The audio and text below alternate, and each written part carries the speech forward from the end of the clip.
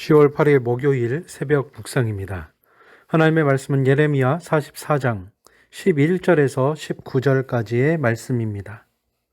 그러므로 만군의 여호와 이스라엘의 하나님께서 이와 같이 말씀하시니라. 보라, 내가 얼굴을 너희에게로 향하여 환난을 내리고 온 유다를 끊어버릴 것이며, 내가 또 애굽 땅에 머물러 살기로 고집하고 그리로 들어간 유다의 남은 자들을 처단하리니 그들이 다 멸망하여 애굽 땅에서 엎드러질 것이라.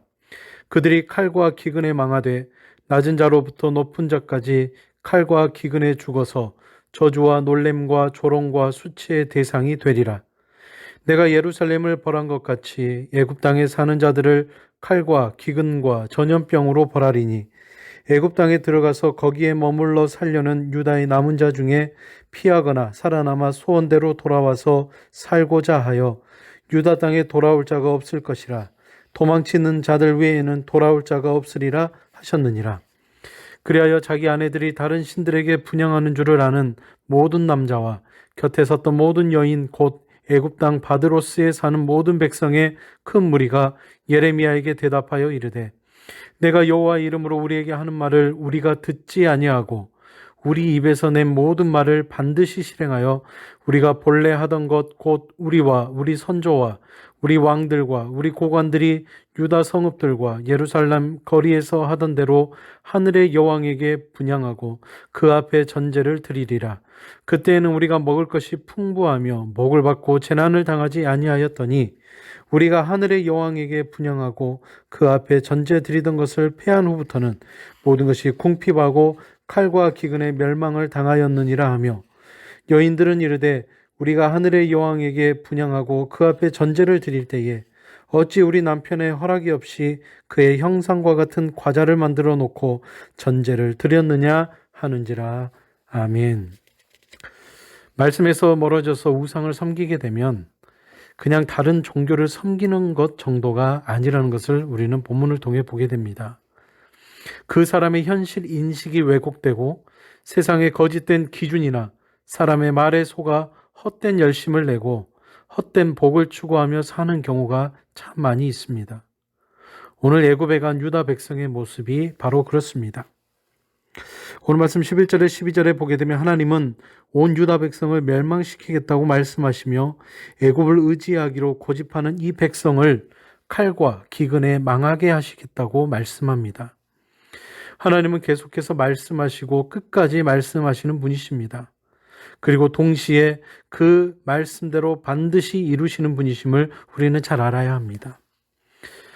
말씀 42장 16절에 보게 되면 칼과 기근이 애굽까지 너희를 따라갈 것이라던 그 말씀을 이루시는 것을 우리는 보게 됩니다.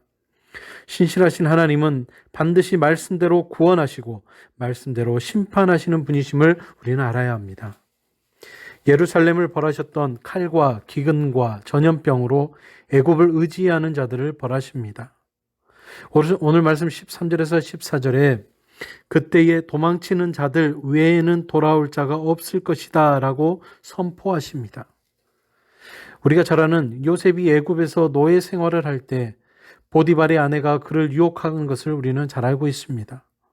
창세기 39장에 나와 있는 이 말씀, 또 이 놀라운 이야기들을 통해 그는 오해받을 것을 무릅쓰고 그 자리에서 도망치는 모습, 그렇게 도망쳐서 요셉은 끝내는 살았습니다. 애굽과 어우러져 멋지게 사는 것, 그거 괜찮아 보일 수도 있습니다. 그러나 하나님께 도망치는 것, 그것만이 생명의 길임을 분명히 알아야 합니다. 애굽은 결코 영원한 피난처가 될 수 없습니다. 오직 하나님만이 우리의 피난처이십니다.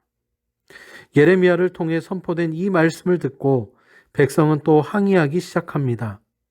오늘 말씀 15절에 그들은 애굽에서도 여전히 다른 신들을 섬기고 있었기 때문입니다.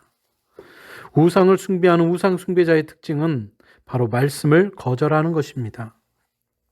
그런 의미에서 우상의 기준은 명확합니다. 우리를 하나님의 말씀에서 멀어지게 하는 모든 것이 바로 우상이라는 것입니다. 순종하다가 혹시 실패할지라도 하나님이 그 실패를 통해 멋진 작품을 만드실 것입니다. 실패해도 저와 여러분은 말씀 안에서 실패하십시오. 합리적인 것처럼 보이는 이유로 우리를 말씀에서 멀어지게 만드는 그 어떤 목소리와 그 어떤 유혹 앞에 우리는 듣지 마십시오. 백성은 예레미야가 여호와의 이름으로 아무리 말해도 듣지 않겠다고 단호하게 거부합니다. 그리고 자기들의 입으로 한 모든 말을 반드시 실행하고 끝까지, 오늘 말씀 16절에서 17절 상반절에 끝까지 하늘의 여왕을 섬기겠다고 엄포 아닌 엄포를 놓는 것을 보게 됩니다. 들어야 할 그 말씀은 거절하고 멸망으로 인도하는 그 말은 반드시 실행하는 것을 보여줍니다.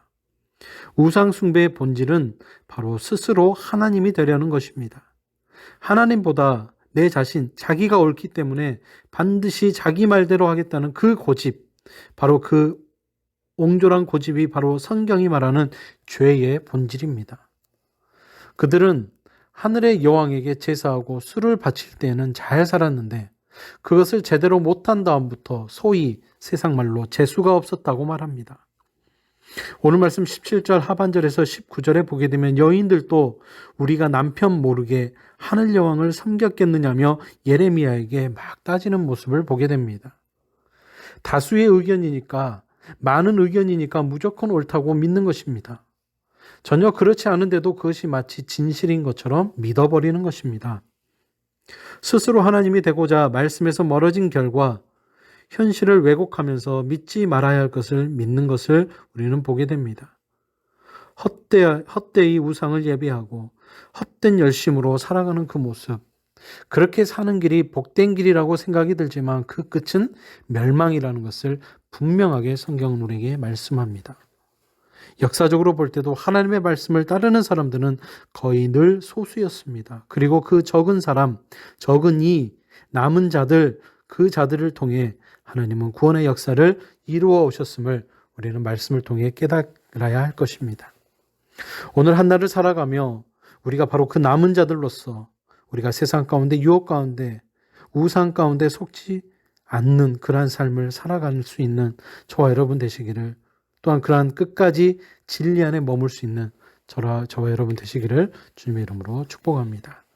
기도하겠습니다. 사랑의 하나님, 귀 있는 자는 성령 하나님이 하시는 말씀을 들어야 함을 우리는 잘 알고 있습니다. 그리고 그 애굽에서 도망쳐야 함을, 그리고 그것을 도망쳐 나오는 그 길에 구원이 있음을 우리는 말씀을 통해 깨닫게 됩니다. 사람들은 물질적 풍요를 통해 삶의 안정과 즐거움을 찾으려고 함을 우리는 잘 알고 있습니다. 그래서 많은 사람들이 풍요로운 삶을 위해 수고하며 지금도 살아갑니다. 하지만 하나님은 물질이 우상이 되지 않도록 명령하셨습니다. 우리를 진정으로 보호하시고 평안을 주시는 분은 오직 하나님이심을 깨달을 수 있는 우리 모두 믿음의 공동체 되게 하여 주시옵소서. 이것을 기억하며 지금의 어려움 가운데서 주님 앞에 기도함으로 이 모든 상황 가운데서도 우리를 연연히 붙잡아 주실 그 하나님을 바라볼 수 있는 우리 모두 믿음의 또 사람들, 믿음의 동역자들 한 지체 한 지체 되어질 수 있도록 하나님 붙잡아 주시옵소서. 함께 하신 그 하나님을 간절히 사모하며 예수님의 이름으로 간절히 기도드리옵고, 이제는 주님이 가르쳐 주신 기도를 다 함께 드리오니, 하늘에 계신 우리 아버지의 이름을 거룩하게 하시며 아버지의 나라가 오게 하시며 아버지의 뜻이 하늘에서와 같이 땅에서도 이루어지게 하소서. 오늘 우리에게 일용할 양식을 주시고 우리가 우리에게 잘못한 사람을 용서하여 준 것 같이 우리 죄를 용서하여 주시고 우리를 시험에 빠지지 않게 하시고 악에서 구하소서. 나라와 권능과 영광이 영원히 아버지의 것입니다. 아멘.